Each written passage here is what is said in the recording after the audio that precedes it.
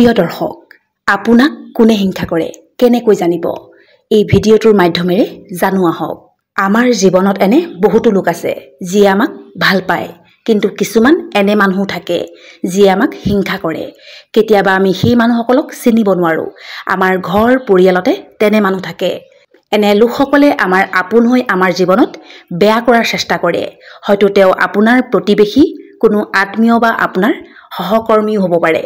এনে মানুহক চিনি পোৱাটো অতি জৰুৰী, যাতে এইসকল মানুহৰ পৰা আমি দূৰত্ব বনাব পাৰোঁ। আজি মই আপোনালোকক এনে কেইটামান লক্ষণৰ কথা ক'ম, যাৰ সহায়ত আপুনি জানিব পাৰিব যে কোনসকল মানুহে আপোনাক হিংসা কৰে। প্ৰথমটো লক্ষণ হ'ল আপোনাৰ প্ৰতিটো কৃতিত্বকে সৰু কৰি দেখুওৱা। আপুনি জীৱনত যিমানেই এচিভ নকৰক কিয়, সেইসকলৰ চকুত তাৰ কোনো মূল্য নাই। সেইসকল লোকে সেই ক্ষমতাক তুচ্ছ জ্ঞান কৰি দেখুৱাব। উদাহৰণস্বৰূপে ধৰি লওক, আপোনাৰ সন্তানে পৰীক্ষাত ভাল নম্বৰ পাই পাছ কৰিছে, ধৰি লওক 95% পাইছে। আপুনি সুখী হৈছে, কিন্তু সেই হিংসা কৰাজনে সেই কথাত সুখী হ'ব নোৱাৰে। তেওঁ ক'বলৈ আৰম্ভ কৰি দিব, আমুকৰ ঘৰৰ ছোৱালীজনীয়েচোন 99% পাইছে, আজিকালি 95% পোৱাটো একো ডাঙৰ কথা নহয়। আপুনি যিমানেই সফলতা অৰ্জন নকৰক, সেই কৃতিত্বক তেওঁ সৰু কৰি দিব। তেওঁ আপোনাক সুখত দেখি সুখী হ'ব নোৱাৰে, কাৰণ তেওঁ আপোনাক হিংসা কৰে। 2 নম্বৰতে তেওঁলোকে আপোনাক বৰ বেছি সমালোচনা কৰে। হিংসা কৰাসকলে আপোনাৰ প্ৰশংসা শুনিব নিবিচাৰে।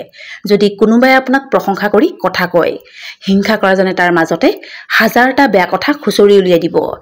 যিসকলে আপোনাক হিংসা কৰে, তেওঁলোকে আপোনাক আনৰ চকুত উঠিবলৈ নিদিয়ে।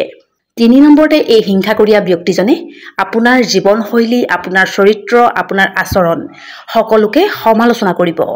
আপোনাৰ ভাল সম্পৰ্কত থকা লোকসকলৰ আগত আপোনাৰ আচৰণ, আপোনাৰ জীৱনশৈলী, আপোনাৰ ব্যৱহাৰ বহুত বেয়া বুলি কৈ ফুৰে, যাতে তেওঁলোকে আপোনাক বেয়া পোৱা হয়।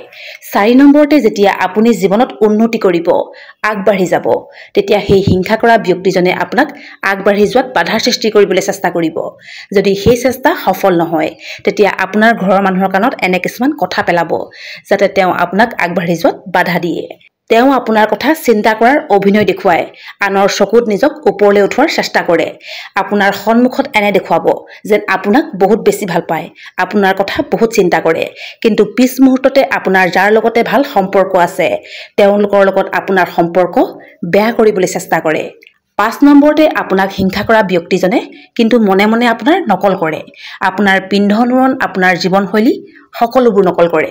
তেওঁ যে আপোনাক পচন্দ কৰে, ভাল দেখে, সেই কথা কেতিয়াও প্ৰকাশ নকৰে।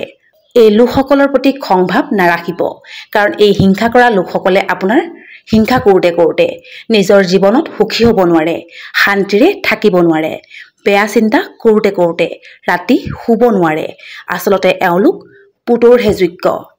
আপোনাৰ জীৱনতো এনে মানুহ আছে নেকি? যদি আছে, কমেণ্টত জনাব। যদি ভিডিঅ'টো ভাল পালে লাইক কৰি দিব, শ্বেয়াৰ কৰি দিব, লগতে চেনেলটো ছাবস্ক্ৰাইব কৰিবলৈ নাপাহৰিব। ধন্যবাদ।